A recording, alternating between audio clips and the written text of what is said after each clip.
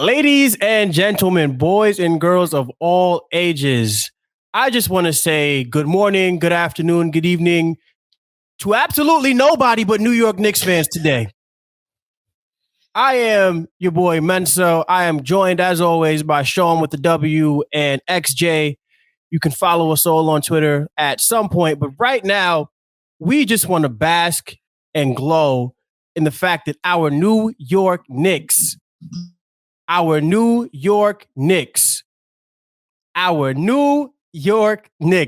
won a playoff series against the Cleveland Cavaliers in 5 games. I'm so disheveled. I'm so shaken up because I forgot to tell you that this is the Casual Fridays podcast on Knicks Film School. Thank you guys for listening and tuning in with us. Thank you guys for riding with us all year. And we are officially in the glory days. Shawn, how you feeling? How are the vibes, my friend? The vibes are hot.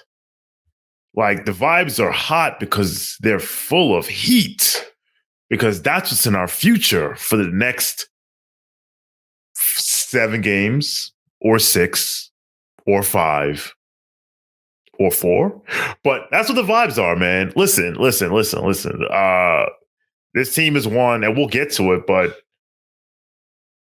there have been 4 times this century where you can say the New York Knicks are moving on to the next round. 4 times this century, and one of them was Wednesday night. So we should not take these for granted, as the last 20 years have brought us. But listen, man, keep the vibes are up, the vibes are hot, the vibes whatever you want them to be, and keep it going, man. So looking forward to discussing what we experienced and what we hope to experience in the next week or two. Yeah, I think that's a great place to leave it. The vibes are hot. The vibes are actually so hot that XJ had to take his shirt off last night. XJ, my boy, how are the vibes? Wait, did something happen recently? You haven't heard? Yes. Oh, wait, that's right. The Heat beat the Bucks, right? That's what we're here to talk about. No? Oh no! That's the Giancarlo show. Keep going. Come on, guys. The vibes are immaculate. I got to keep it classic. I got to keep it old school. The vibes are just immaculate. It's just nothing else to say about it. You couldn't be happier as a Knicks fan. I'm here with Shawn with the dub, a legend. I'm here with Mensa, a legend, obviously. I'm just happy to be here. I'm happy to be vibing with you guys on a very celebratory Casual Friday. We're chilling out. We're just basking in it, man. We're basking in the heat, in the Miami Heat pretty soon. Going to be basking in the Eastern Conference Finals. I don't want to get ahead of myself, but the vibes are just perfect. Yeah, I'm just so excited, so happy to be here. I'm going to be taking my shirt off many more times, hopefully not on camera. But for those who don't know, I live in Florida. And I gotta make my way down to Miami while I can to check out one of these games. So I'm excited and just couldn't be happier. Let's go. Great answer, XJ. I hope you do actually get down to Miami and watch, that game, because if you arrive in the first quarter, you'll be there before 90% of Heat fans. But that is another topic for talk about it. Yeah, I plan to get like those nosebleeds and just move down because nobody's gonna be in those seats anyway. So yeah, and at that point, it's like, well, we got here late, so we can't say anything to them. But let me tell you where the vibes are for me personally, guys. The vibes are exactly where I told you they would be 2 months ago. That is where the vibes are. Yeah. I got on this podcast 2 months ago, a Casual Friday podcast. I'm not sure which one specifically. I think it was one we did like after the trade deadline or going into the second half of the season. And I told you guys, 4 seed, 5 seed, I don't care. We are their kryptonite. We are better than them. The way we play basketball, the amount of people we could throw at Donovan Mitchell, who did not have a great playoff series, the depth, you name it. I just always saw it coming. It came down to, is our offensive rebounding, are we going to win the possession battle? And by game 5, Jared Allen, under his own admission, was not ready. He did not want the smoke. So where these Knicks are today is exactly where I told you they are. And I'm finally happy. Well, I'm not finally happy. I'm happy that you guys finally caught up to me and can share in my happiness with the New York Knicks. Sometimes the numbers are very important. Don't get me wrong, but I like boxing And one of the things that people say in boxing is styles make fights. The New York Knicks style punched the Cleveland Cavaliers' teeth out. In fact, they are no longer the Cleveland Cavaliers. They actually had to move. They are now the Cabo Cavaliers because that's where they all had to go after they left Cleveland last night. The New York Knicks punching people's teeth out just the way I told you they would. So just, I don't know, man. Like, let me ask you this. So first of all, shout out to the Cabo Cavaliers. Did at any point did your faith waver in Knicks in 5? No. At any point? Not at all. Not at all. Like I thought they would win games 1, 3, 4, and 5. We won games 1, 3, 4, and 5. I thought that Bickerstaff made an adjustment, a great adjustment in game 2 as far as the LeVert adjustment, giving him more minutes and having him play basically go one-on-one and expose Jalen Brunson. But at the same time, in that game 2 victory, they needed so much. Like, the Knicks got into their own head in that game 2 victory. I believe the Knicks lost that game more than the Cavs won that game. So at the end of it, like, I wasn't shaken at all because when we went into Cleveland in game 1, we punched them in their mouth playing our style versus their style. Game 1 is very pivotal in playoff series because the first team who has to make the adjustment means that the way they wanted to play didn't work out.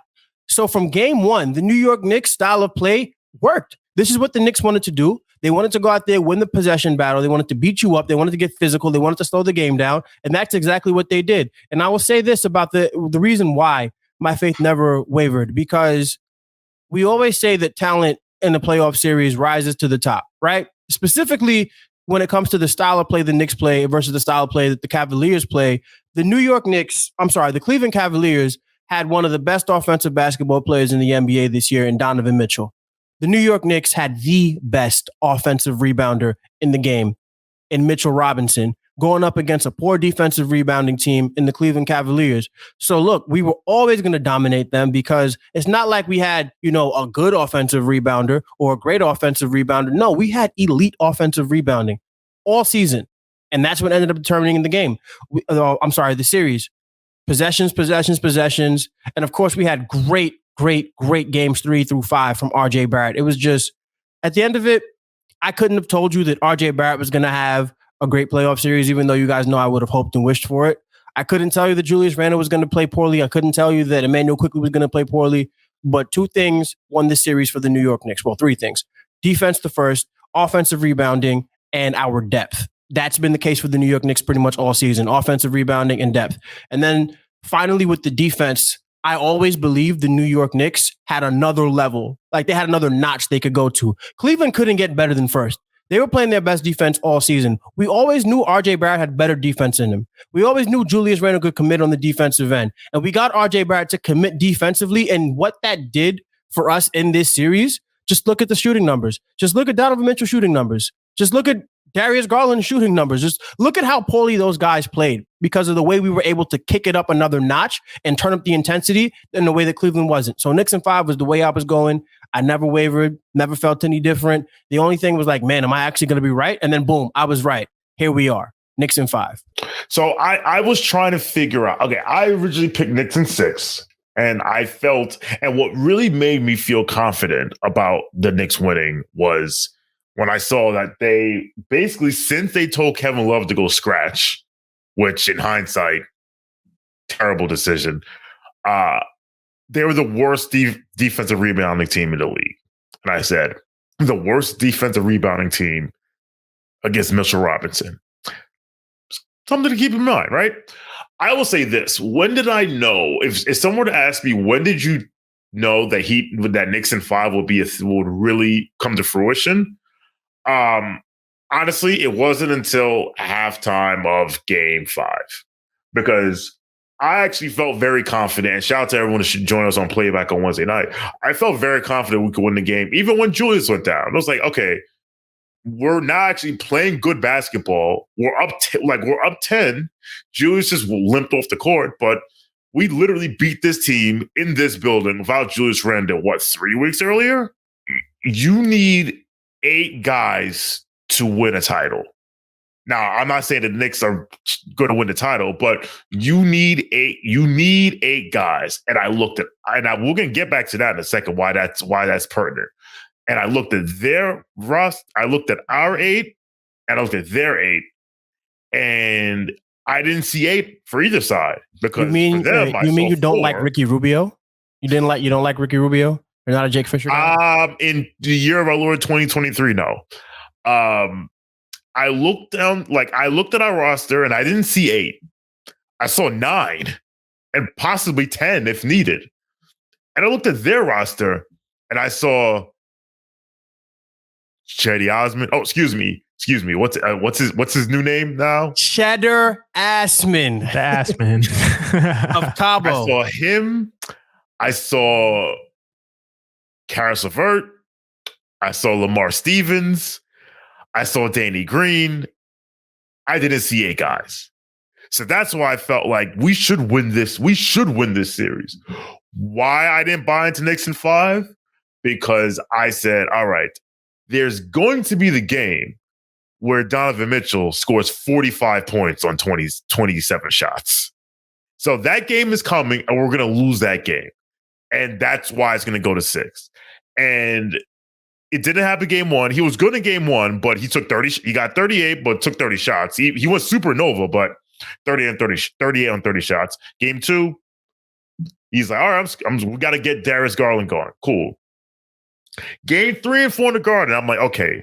Now, shout out to Doug B on Twitter, because he and someone else who I forget was talking about the spider stinker. Every playoff series, he has a game where he's 8 for 27. I was like, okay, the spider stinker is coming to one of these home games because I know he's going to try too hard and it's just going to be a mess. But I also knew that like one of these games is going to come together, so that's why I was like, I'm not like after game 3, I was like, all right, game 4 might happen. It didn't happen in game 4, and I was like, all right. Game 5 is going to happen. But halfway through game 5, and he was on the way to whatever the hell he was doing Wednesday night, I said, okay, I will be disappointed if we lose this game. So that's when I knew. Not Mensa. Actually, what about you? Yeah, so obviously I was not as bold and confident and brash as the big dog Mensa over here. I said Knicks in 7. I said Knicks in 7, but I want to say I think that my opinion is that the numbers weren't necessarily like wrong or off. I think the challenge to the numbers was the durability of the numbers, like whether they were sustainable, whether they were transferable. I think that was the big question that I was not sure about, and that we were shown unequivocally that they could transfer to the playoffs. And I'll explain what I mean. And in addition to the numbers, there were other like qualitative factors that I don't think could have been accounted for. And I'll start with that. I did not expect their whole squad to be so shook. I did not expect these guys to like legitimately just shrivel in the lights like that. I mean, I kind of expect just like NBA players to just be able to walk into arenas, to have been playing in hostile environments their whole careers, in high school and college and the professionals, playing on the road, playing in tough environments, playing some playoff games. So a lot of the players in the Cavs have some playoff experience. So, I'm expecting like, okay, MSG is going to be ruckus. It's going to be crazy in there. But it's just going to be like one standard deviation more than what they're used to. They can handle that little uptick. These guys could not handle that uptick. Like the uptick was not little, XJ. Not at all. That was not handleable for them. Like Jared Allen, I respect Jared Allen because like he just acknowledged it in some of his comments, just like, yeah, like I just wasn't expecting the lights to be that bright. And I think that just reflects like how a lot of their team felt. And I want to be clear, I don't think it's like, well, if these guys weren't shook, they would have won. I think the Knicks still should have won. And I'll explain why. And I'll explain why the numbers I think supported that.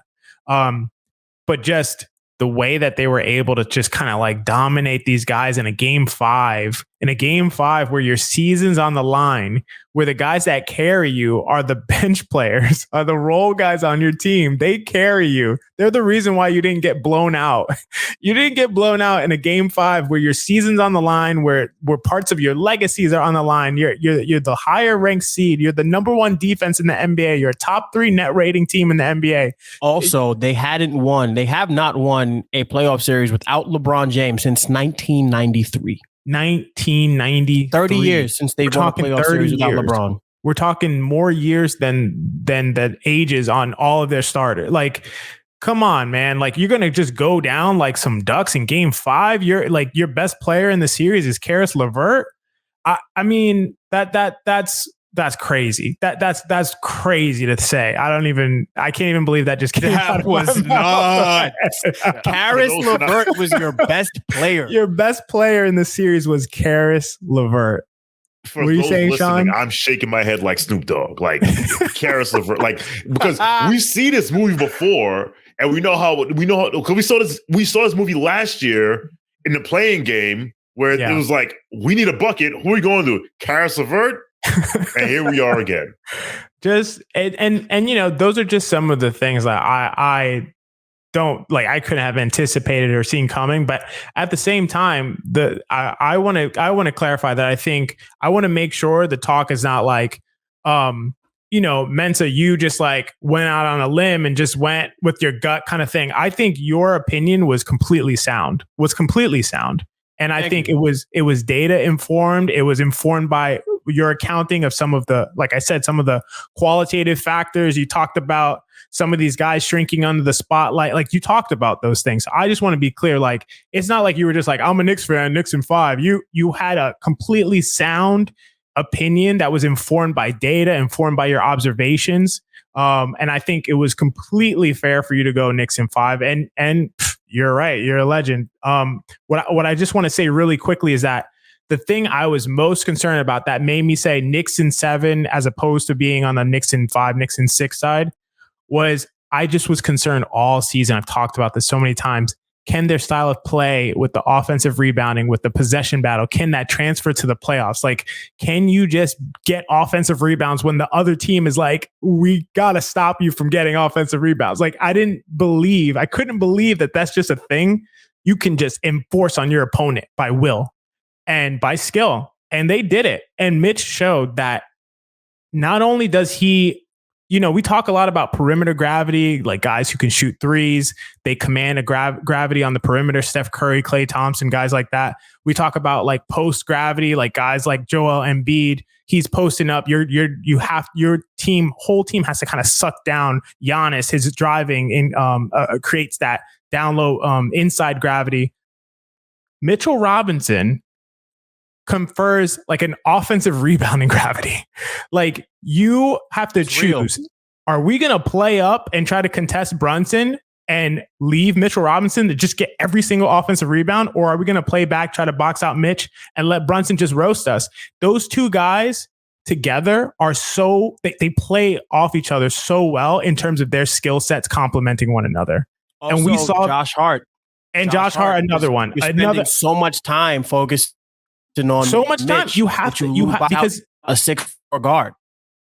Absolutely, because you have to get a body on these guys early. You can't wait till the shot goes up to get a body on them because they're already in position to get the offensive rebound. You have to get a body on them early, which means more space for Brunson, more space for RJ Barrett.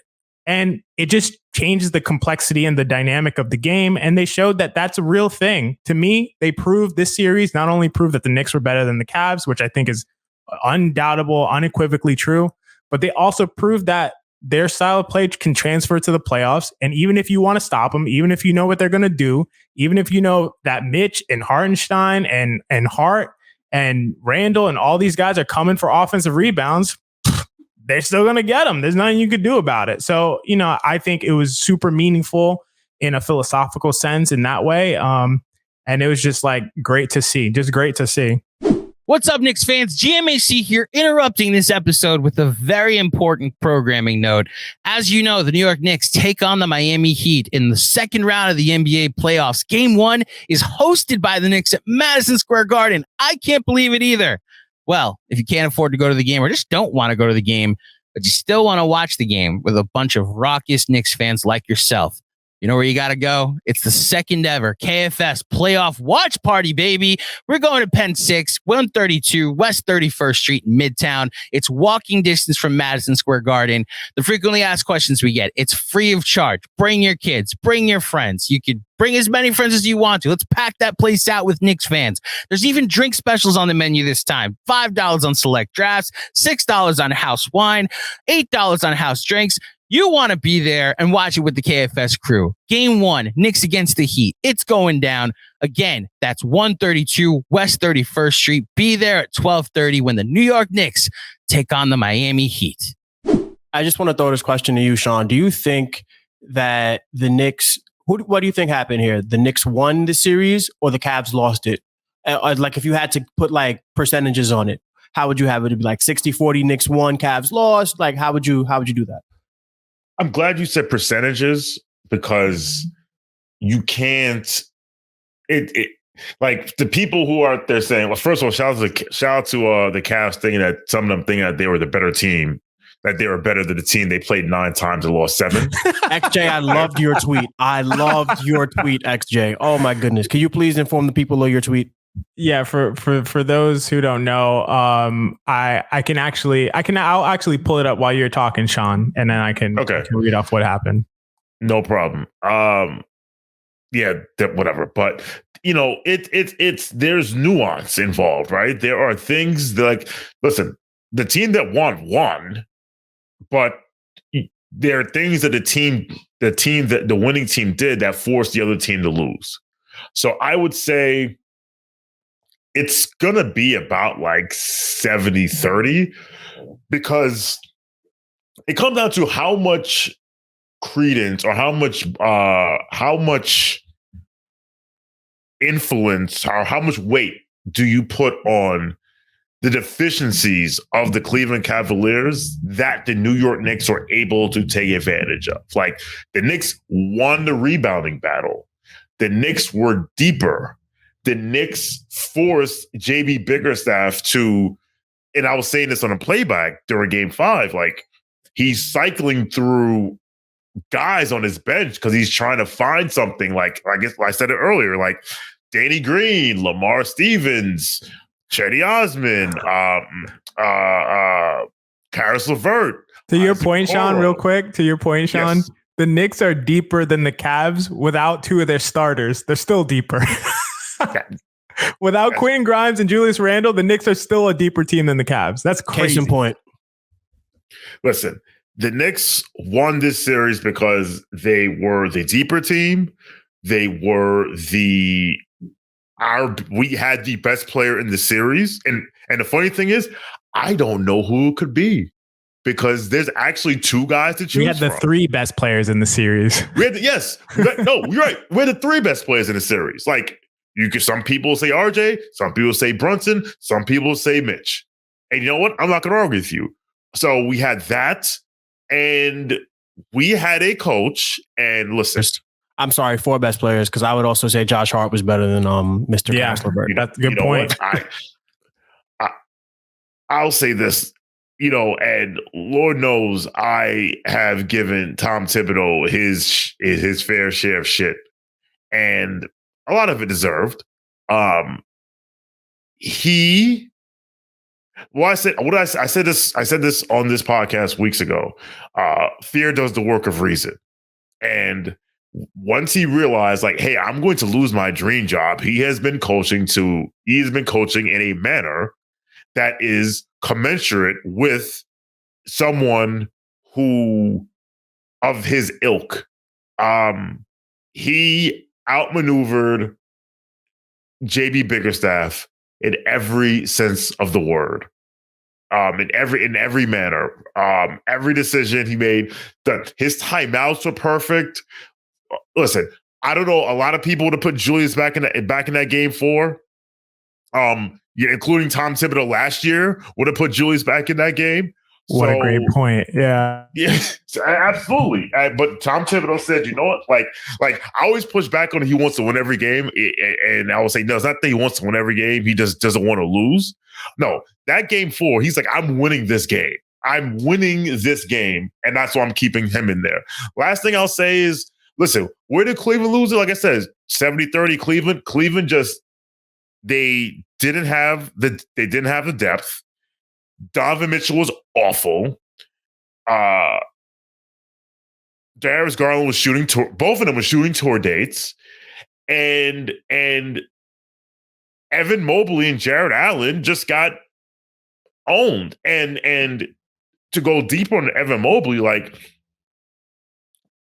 the Donovan Mitchell trade accelerated their timeline. Because if they don't make that trade, Evan Mobley can just be Evan Mobley. But now they needed more from Evan Mobley probably a year or two before he was ready. That doesn't mean we can slow down on the Kevin Garnett stuff or the Tim Duncan stuff. I think he'll be a good player, but this showed the playoffs, like Ryan Russillo said, like the playoffs are, in the playoffs, you can't lie to yourself anymore. Like you can lie to yourself during the regular season, but you cannot lie to yourself in the playoffs. And this series just took a big mirror to Cleveland. Like these are your flaws. So that's where they lost it. But listen, when you win in 5 games, you won it. Period. End of story.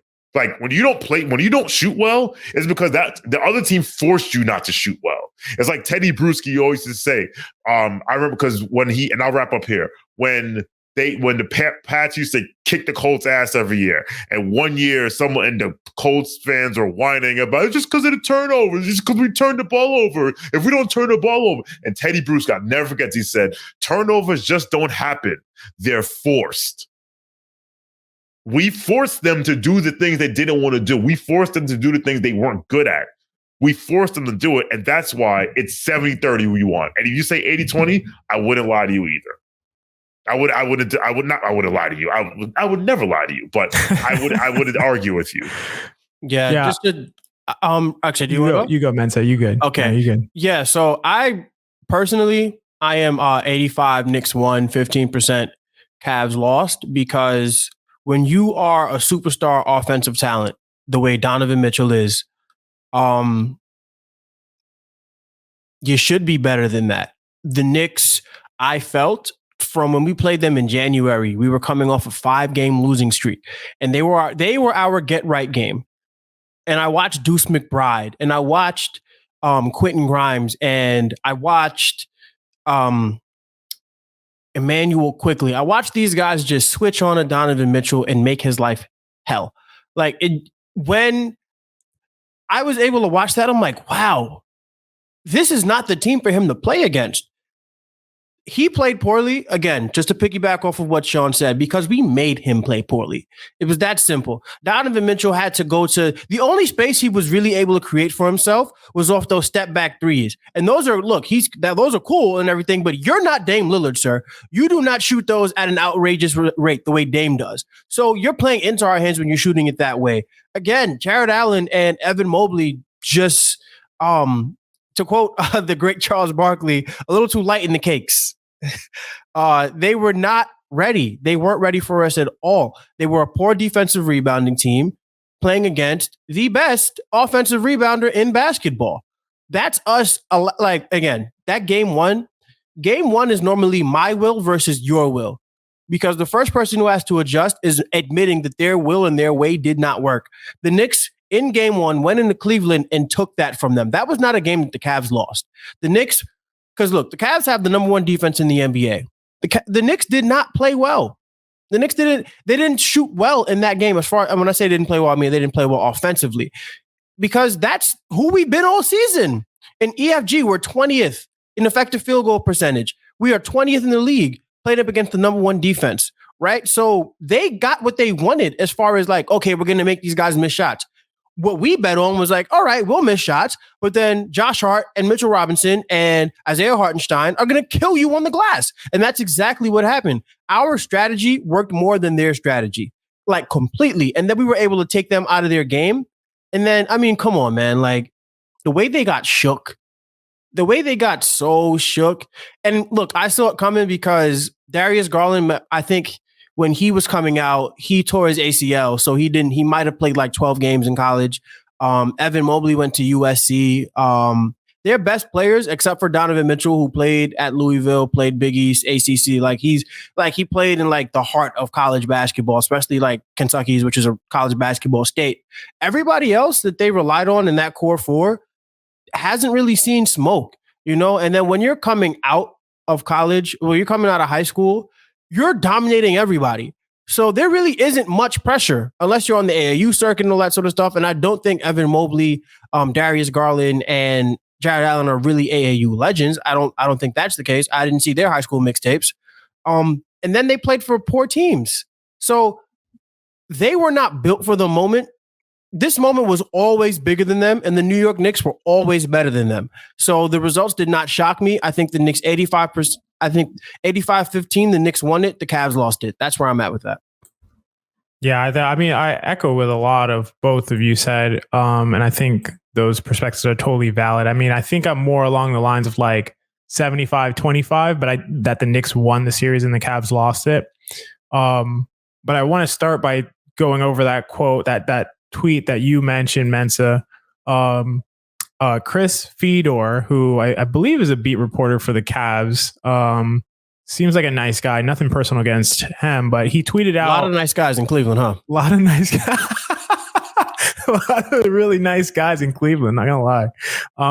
He tweeted out, Cavs Ricky Rubio reiterated what Danny Green said to me in the locker room last night and what I reported this morning.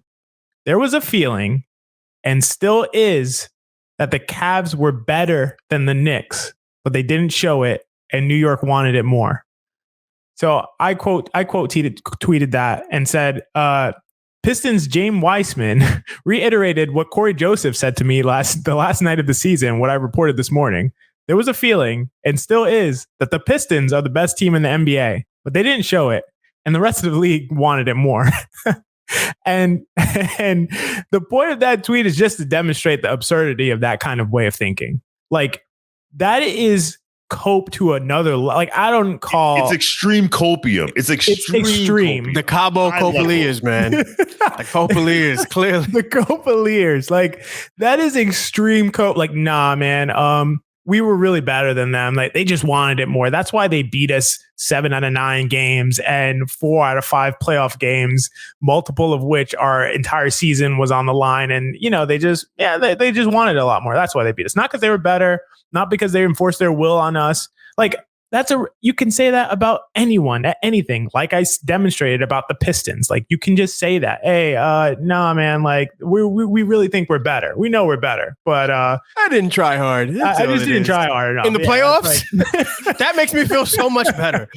Like, if anything, that's worse, like, to be honest, even if it was true. So I don't know. I just think that is, to me, actually indicative that the Knicks were better. When you have to say something like that, when you have to cope to that level, I think internally, there's a cognitive dissonance there of like, man, they were better than us, and I can't say it, right? I can't say it. So to me, that pushes it more towards it was more of a Knicks win than a Cavs loss.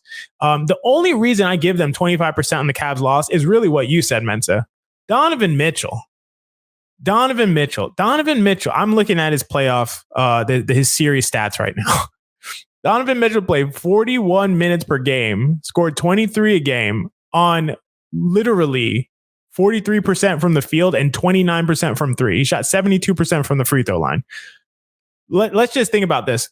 72% from the free throw line doesn't sound like a big deal. He missed 5 of 18 free throws. Donovan Mitchell's like an 86% career free throw shooter. It's the worst free throw percentage of his career in any playoff series thus far through age 26. Donovan Mitchell was not making shots that he normally makes.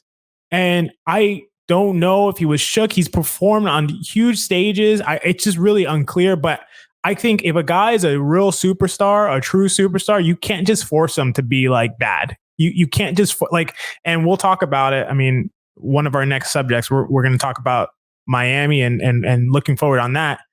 You couldn't force Jimmy to just be bad. If you can't just force Donovan to just play this way. And I think partially it was on him and partially it was on the Knicks. So that's the only part where I'm like, okay, I think there was some unforced error here coming from Donovan Mitchell. I'm not sure why. But I believe in him as a really excellent high level offensive player, one of the top 10 offensive players in the game. And he was not that. He was a high volume, inefficient scorer is what he was in this series. And then the last thing that I want to say, as far as like to the Knicks credit with winning this series, I looked at the stats, and this is something I've been logging for the entire series. I've been logging the key statistical points that I keep track of for every Knicks game, basically all season. It's their turnover percentage, their offensive rebounding percentage, their true shooting percentage, and their free throw rate. So I've been tracking that all 5 games because I can't find a place that releases those stats on a game-by-game basis. The last 2 games, the Knicks, it was almost identical. It's kind of crazy to see. Games 4 and games 5. Turnover percentage for both games was 13%. Offensive rebound percentage for both games was 40%. 40% offensive rebounding percentage. Like, really hard to win when you give up 40% rebounding. 40% is to put it in the context for people, like that's an absolute absurd number. That would be the highest percentage by any team ever in NBA history. 40% offensive rebound percentage, both games. And then also free throw rate was very similar. 33% in game 4, 34% in game 5. The Knicks enforced their style of play. There's no way around it. You can't say that the Cavs just let them do that. The Knicks forced it to happen. And for that, you have to give the Knicks credit for winning the series. It's really almost impossible to say that it's any more than like 30% on the Cavs. This is a Knicks like team that came in and dominated and enforced their will and did what they wanted to do. And the Cavs knew what they wanted to do and could not stop them from doing it. That I'm definitely on the side of it's absolutely a Knicks win as opposed to a Cavs loss. Well, I'm glad we can all agree that the Knicks won that series because I'm tired of the narrative around the New York Knicks being that we're this happy-go-lucky, LOL Knicks. Because like LOL Knicks to me is kind of morphed to like, holy shit, Knicks. You know, like, no, like the Knicks are real. The Knicks are here. The Knicks went out there, punched the team in the mouth that everybody loved all year. And it was symbolic for a lot of us because this was the team that took Donovan Mitchell from us. And this is the team that Danny Ainge said, okay, you're going to give me what I want. I'm not even going to call the Knicks back. They're going to be a laughingstock, and you guys are going to elevate to contender. That's what everybody thought. Didn't end up happening that way, did it? I guess we'll never know. Nope. That's where I'd put it. So just to put a more, just stick a pin in this one, Knicks better. So I believe the Miami Heat series starts before our next Casual Fridays, correct? That is correct. That is right. All right. So I guess we have nothing else left to do but to talk about this series and be the first, I guess, podcast on the Knicks Film School Podcast Network, I guess, to preview this series. So, Shawn, I'll kick it to you. How do you feel about the Knicks' chances against the Heat? All right. So the decision, as we all remember, I was actually in Atlanta when the decision happened.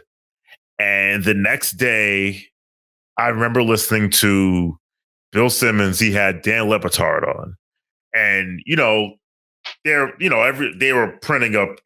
already printing up like the finals ticket stuff, right?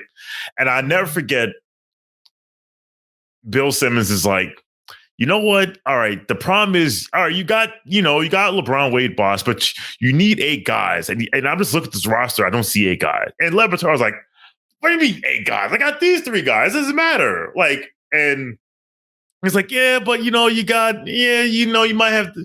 Bill Simmons is like, I'm not really buying it. And Le Batard was like, of course, the Boston guy, when you get your big 3, it doesn't matter who the guys are. And Bill's like, well, we had Rajon Rondo. And Le Batard was like, no. it's not that you had Rajon Rondo. He was just a guy, and then when he was paired next to these three guys, then he became Rajon Rondo. The point the Lebertar is trying to say is like if you have three guys who are like all-star guys, eight guys, you could put any five guys next to them, and they should win because you have this level of talent at the top. And everyone remembers Game 6 of the finals, where LeBron is just checked out and the JJ Barea charge and everything. But what people do not remember is that Dirk Nowitzki was actually god-awful for the first three quarters of that game.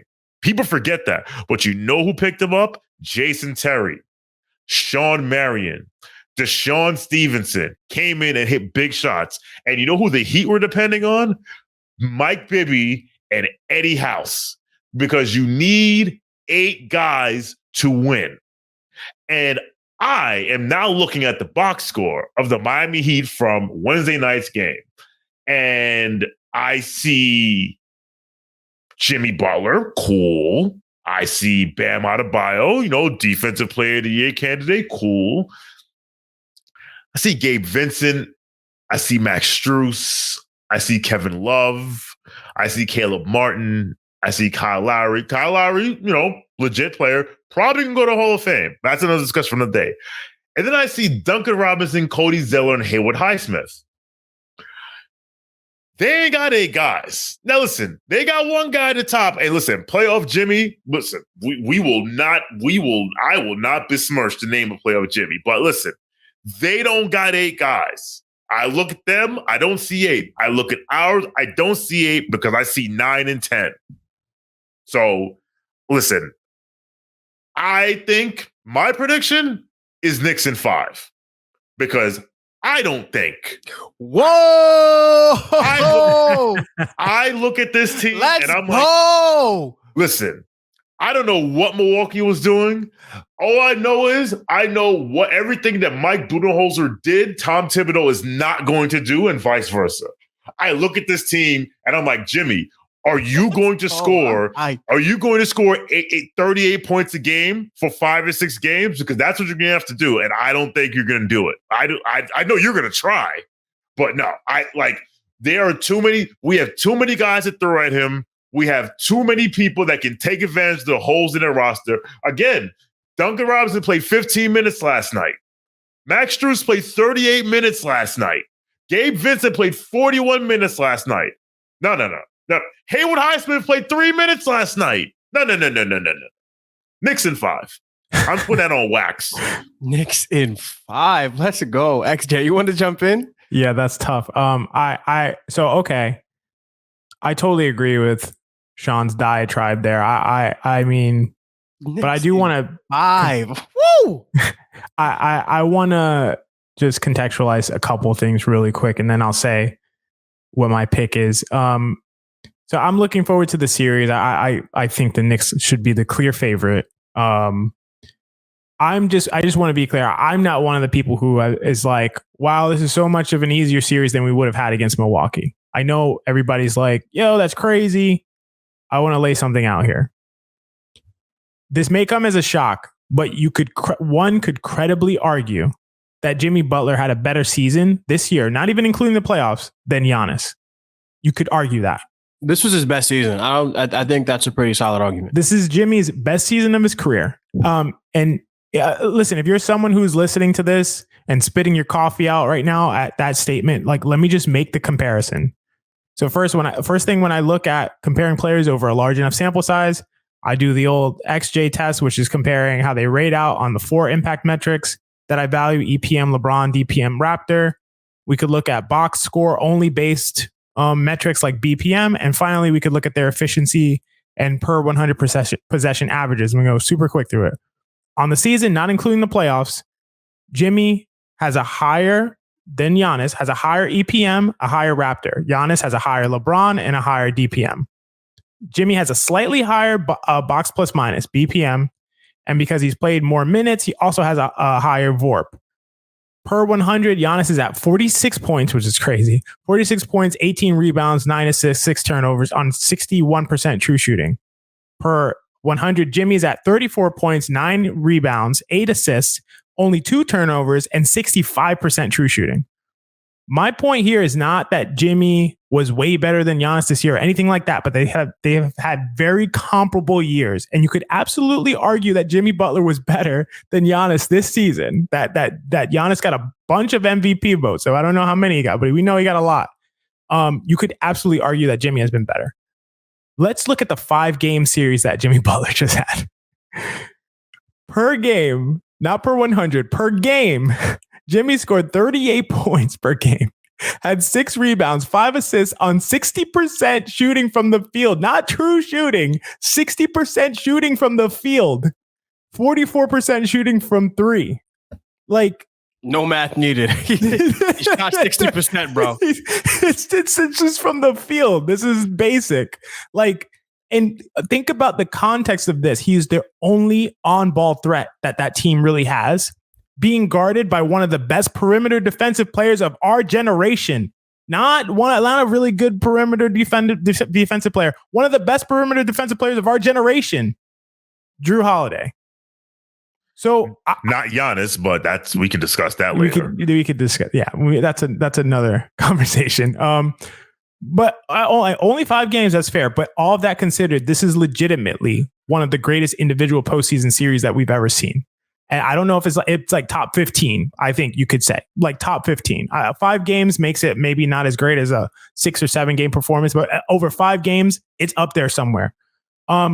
So all this is not to say that Jimmy is better than Giannis or anything like that, but I'm just saying this guy, Jimmy, can absolutely steal a series from any team in the NBA, a team that's better than his team.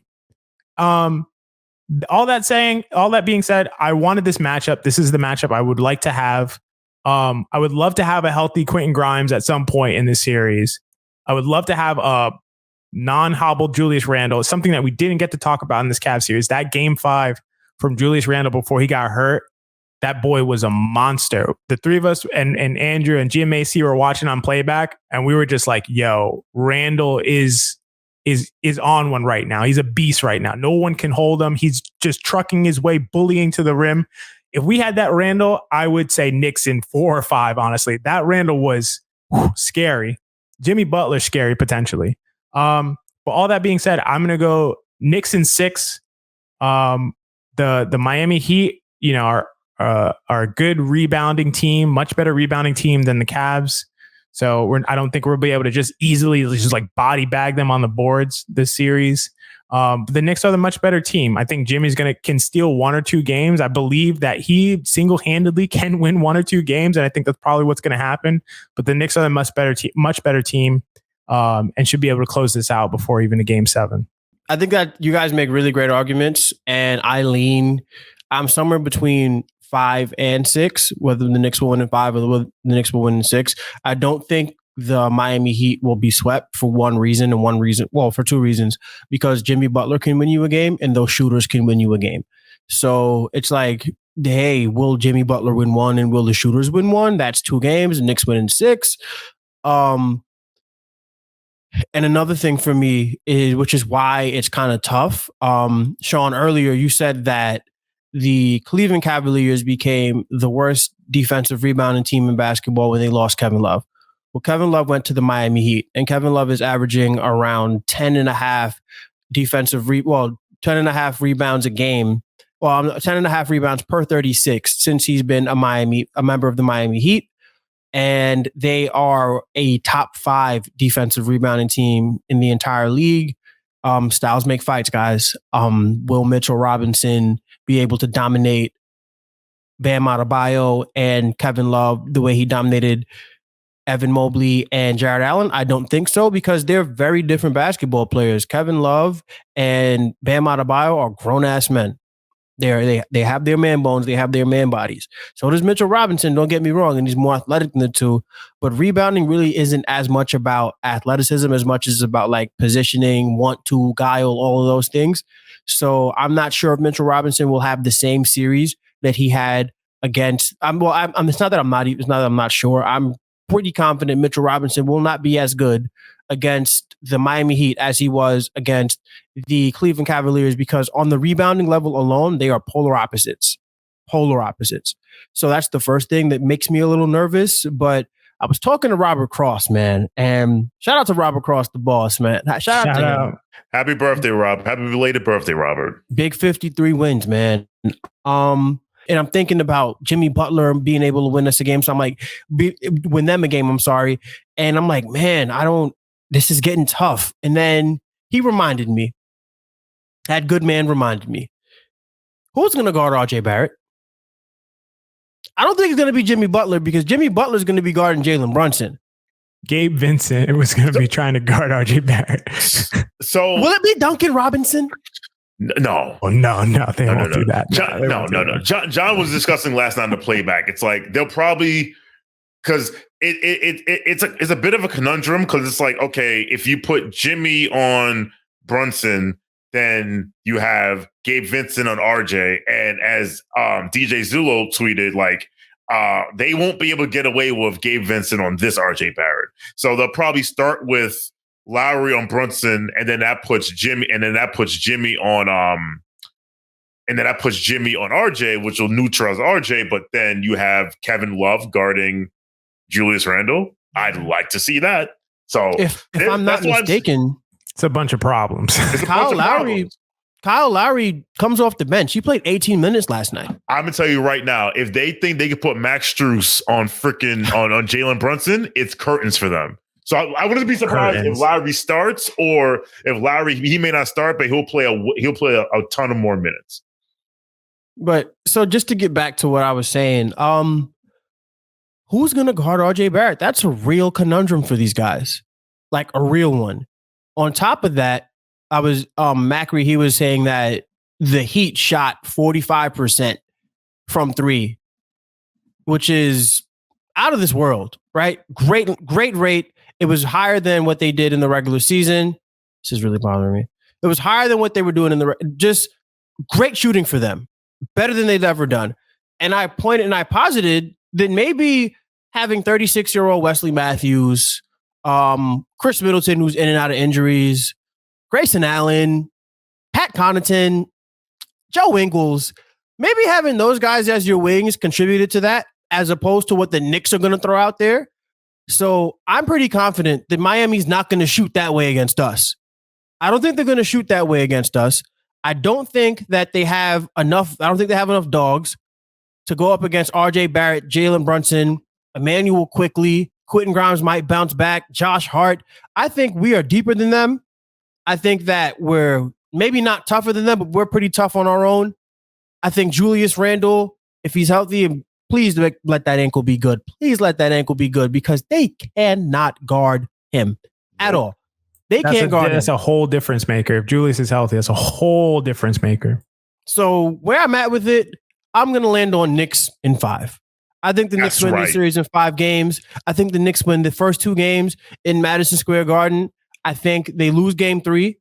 I think that's the Jimmy Butler game. I think that one right there. And then I think the Knicks bounce back well, game 4. And then game 5, we close it out in Madison Square Garden. And we have a party on 7th Avenue. That's where I'm at with it. It's a parade inside my city. Yeah. Inside my city, yeah. Knicks in 5. Why not us? Why not us? Let's go. Why not us? Because listen. Miami shot in that series 52% from the field and 45% from 3. Jimmy Butler, who shot this year's shots, I have this right here, who this year shot 35% from 3, shot 44%. Gabe Vincent, who shot 33% from 3, shot 42%. Caleb Martin, who shot 35% from 3 this year, against the Bucks, shot 43%. Max Strus, 35% from 3 this year, 41% from 3. Now, what does give me pause is that the Knicks defense is designed to allow not good 3-point shooters to shoot threes. Like Jimmy can have all the threes he wants. I don't care, right? And listen, we've seen Gabe Vincent go, like I say, for some reason he sees us and then he has a purple and gold jersey on number 8 under it, right? But the key for us will be, listen, you can't play in a game if you can't guard anybody. And if we can take advantage of our depth and the ability to like hunt matchups, find matchups, again, like I said, Gabe Vincent cannot guard this RJ Barrett. A healthy Julius Randle. Listen, I've seen Julius give Bam 43 or 42 points. Like Max Strus against So I can see that I can see them coming back down to earth. And I agree with you, Mensa. I think that's how the series goes. I will say it won't surprise me if we drop game one because Jimmy just came out and just like went supernova. But I think I see where you're going. Win 1 and 2, lose 3, win 4, win 5. I also wanted to add really quickly, and I agree with everything you're saying there. As far as the shooting goes, like they're not going to do that against us. You're not going to shoot better in the playoffs against the New York Knicks. The one thing is that the Knicks defense has been nails. A lot of it, I think, is because RJ Barrett's not getting beat. There's no need to recover, and there's no need to crash, recover. No, guys can stay home because that initial dribble penetration isn't there, and they don't have a dribble penetration. Like Miami don't got Darius Garland and Donovan Mitchell who could beat you off the dribble whenever they want. They do not have that. And another thing that's really pivotal for Miami, which essentially RJ Barrett's lunch date, Tyler Hero is not going to be playing this series. And that's pretty important for Miami because this year, Tyler Hero averaged 23 points, 4.8 assists, and 4.5 rebounds against us in the 4 games we played them. Look, I think Tyler Hero's food whenever he sees RJ Barrett. But the one thing about Tyler Hero that they're going to miss is Tyler Hero is the Miami Heat's best 3-point shot creator. He can walk into threes. Like he can dribble, do all that sort of stuff. Nobody else in Miami scare me like that. Nobody else can hit those shots the way Tyler Hero can hit those shots. And we were allowing him. We were going under screens and he was just killing us in like the third and the fourth quarter, like some second halves of some games. They don't have that. Tyler Hero's not walking through those doors for the Miami Heat this series. So that's going to be a really big adjustment for them. I don't think Jimmy Butler's shoulder's that big. And these New York Knicks, man, like, listen, Tom Thibodeau is coaching like the rent is due, so I'm pretty confident New York Knicks in 5. That's what I'm going with. Yeah, and I just want to co-sign what you both said. The shooting is going to come down to earth for Miami, and it would even without regard to the Knicks defense. Like you're not shooting that percentage for a sustainable period of time, regardless of the defense that's played on you. Like if they continued to play Milwaukee for 5 more games, they wouldn't shoot like in the 45%. Like that's just not going to happen. A team can't sustain that kind of shooting.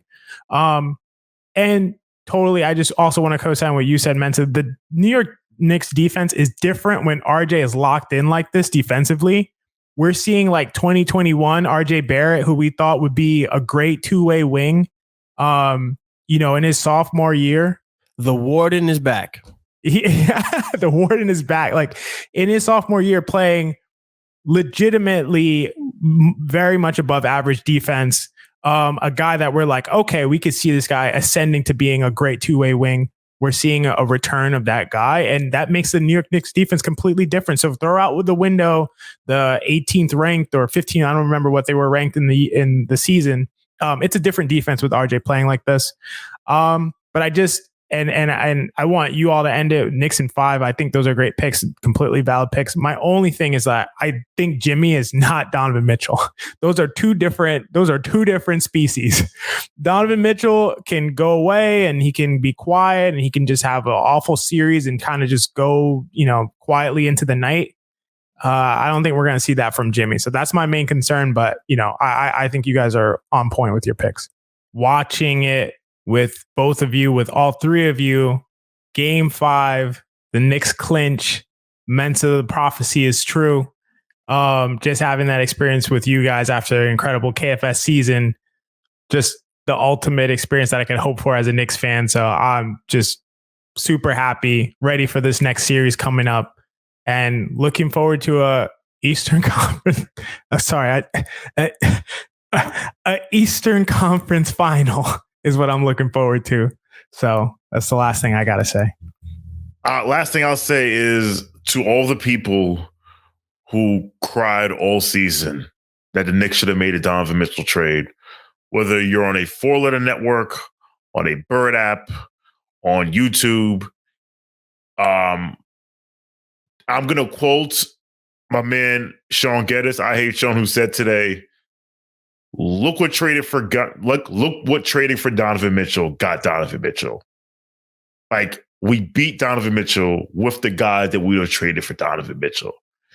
And if you feel like you need to remind those people who terrorized you about not making a Mitchell trade, about the head coach, about RJ Barrett, about Julius Randle, the people who said that Jalen Brunson's an overpay and he's too short, and all of that, you have my full permission to spin the block on every single last one of them. Yeah. Because it ain't no fun when the rabbits got the gun. Lord have mercy on the Eastern Conference fans of Twitter if the New York Knicks end up in the Eastern Conference Finals, because all year I had to hear about how everybody's team is better than ours. But to be honest, there are two blocks that we need to be spinning if that happens. If that happens. But you know me, I'm optimistic. If the New York Knicks go to the Eastern Conference Finals, which, let's be honest, should happen. The Miami Heat, 21st in net rating, 25th ranked offense. They're not that great. We should beat them. If we go there, that would mean that the New York Knicks would have advanced to a round of the playoffs that Kevin Durant and Kyrie Irving's Brooklyn Nets have never been to. Lord have mercy on your poor souls, because you want to talk about block spinning on a national. Oh my God, we got some global blocks to spin. In that case, this is a great time to be a Knicks fan. And everybody who's rocked out, everybody who's been faithful. Look, my first year rooting for the New York Knicks, our point guard. Well, my first year seriously rooting for the New York Knicks, our point guard was Chris Duhon. I talked myself into Kadeem Allen being next. I talked myself into Frank Ntilikina. So you're damn right I believe in Jalen Brunson, because I've seen much worse, and I know who Jalen Brunson is, I also know he ain't that. And finally, let yourself enjoy the moment. Don't let anybody who told you that the first-ranked net rating Cleveland Cavaliers would beat us convince you that the 21st-ranked net rating Miami Heat are also going to beat us. No. That's not how that works. We got to stick to something here. The New York Knicks, if we win game 1, have a party. We win game 2, have a party. Don't let any of these other salty fan bases who can't turn up like we turn up tell you anything about how happy you are, because you deserve this. If you are listening to this podcast and you are a New York Knicks fan, you deserve to be here. You deserve every moment that comes with this. And let's keep it rolling, baby. New York Knicks in 5. Let's go. All right. Well, that is our show for today. Shout out to Mensa, who kept the faith for months on end.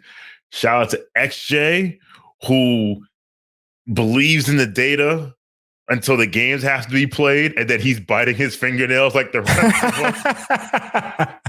Shout out to GMAC for his random appearance, but we appreciate it. Like, again, just to reiterate, Penn 6 on Sunday, 31st between 6 and 7 for the watch party.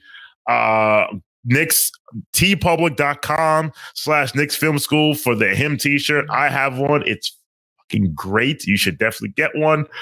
Study Hall will most likely be on Saturday with myself and Chris Persianen, and I know Robert Cross is going to be there. I already know the title of that space is going to be Why Not Us? Because why not us? We'll be back next Thursday. I'm sure John will have another guest sometime in the middle of the week. Oh, I know. Actually, they're gonna find Giancarlo, and they're gonna have something with him. And you want to talk about crow eating? That brother got some crow to eat. If you're not a patron, you should sign up to be a patron. We have different tiers, from the mellow tier to the mellow tier, the Monroe tier, the Ewing tier. Also, if you're not a newsletter subscriber, you should subscribe to the newsletter. It is $50 a year. And you get access to not only all the newsletters, but you also get access to the halftime Zoom. You get access to the halftime Zoom where you can watch Jonathan Macri bite his fingernails. Halftime. So that's it. Anything else, GMAC, before we get out of here? Well, you actually just alluded to something that is happening not next week, but Friday when people are hearing this. We haven't announced it yet, so we can announce it right here.